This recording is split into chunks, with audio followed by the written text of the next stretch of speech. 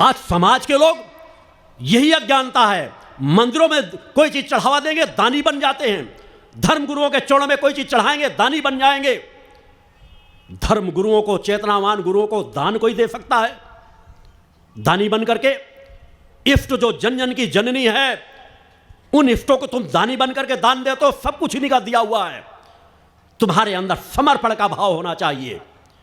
विचार भटक गए, तुम्हारा जीवन भटक गया, तुम दानी बन गए, अपना प्रचार चाहते हो, तुम्हारे अंदर समर्पण का भाव हो। अगर अपने अंदर अपने दीनहीन भाव लेकर के कि मेरे पास जो सामर्थ्य है वो परम सत्ता दी हुई है, यह सत्य का प्रवाह चल रहा है, मानवता की रक्षा के लिए समाज आप जहां से जो जुड़े हुए हो, तब तुम्हारे अंदर समर्पण का भाव होना चाहिए कि मेरे पास जो धन आता है मेरा कर्तव्य है कि एक निर्धारित अंश मानवता की रक्षा के लिए मैं दूं और समर्पण करके अपने दूं, कि मेरा भी यह धन समर्पित हो जाए, कार्य में लग जाए, मैं सौभाग्यशाली अपने आप को समझूंगा।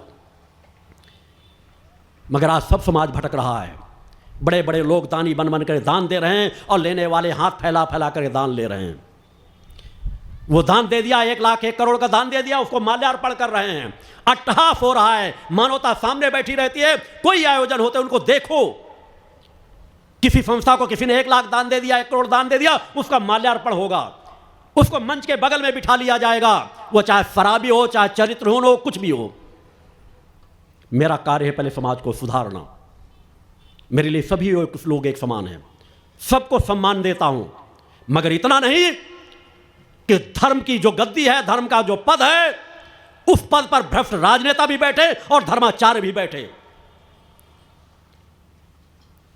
जब धर्माधिकारी राजनेताओं के सामने घुटने टेकना शुरू कर देते हैं, वहीं से धर्म का पतन हो जाता है।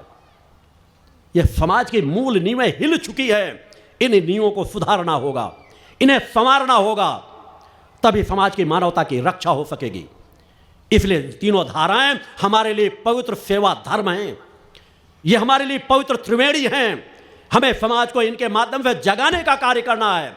जिसके पास जो पात्रता होगी वह आगे बढ़ करके जाएगा।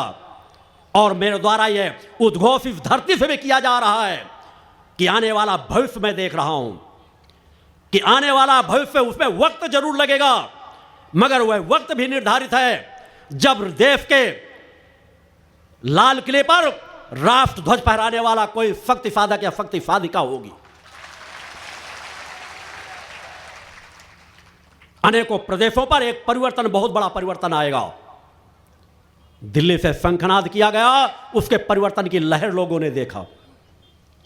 कुछ समय पहले मेरे द्वारा कहा गया था, मेरे कार्यकर्ता बैठकों में, आश्रम में चल रहे, कि इस तरह की लहरें आएंगी जाएंगी, मगर हमारा लक्ष्य है समाज की नींव को मजबूत करना, अपने आप को खपा देना समाज के बीच। समाज सेवक बनो, राजनेता नहीं। समाज को जगाओ, उनके कर्तव्य का बोध कराओ। विधानसभा में तुम जीत कर जा सको या ना जा सको, विधानसभा के लोगों को जगाओ कि अपने वोट की कीमत को पहचानो। उसे चंद पैसों में बोतल, एक बोतल शराब, एक मुर्गे में, एक कंबल में, एक साड़ी में मत बेचो। अगर तुम ऐसा करते हो, तुम राजनेताओं से बड़े भ्रष्टाचारी तुम हो, जो भ्रष्टाचार में अपने वोट को बेचते हो। फिर तुम वास्तव में राष्ट्र रक्षक नहीं हो, राष्ट्रद्रोही हो।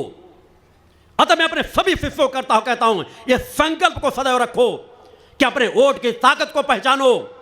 कभी पैसों के बल पर अपने वोटों को बेचो मत। जो राजसत्ता विरोध मानना चाहे माने, उसकी परवाह मत करो। तुम अजर अमर अविनाशी आत्मा हो। आपका गुरु निर्भीकता का जीवन जीता है और अपने शिष्यों से भी चाहता है निर्भीकता, निडरता का जीवन जियो।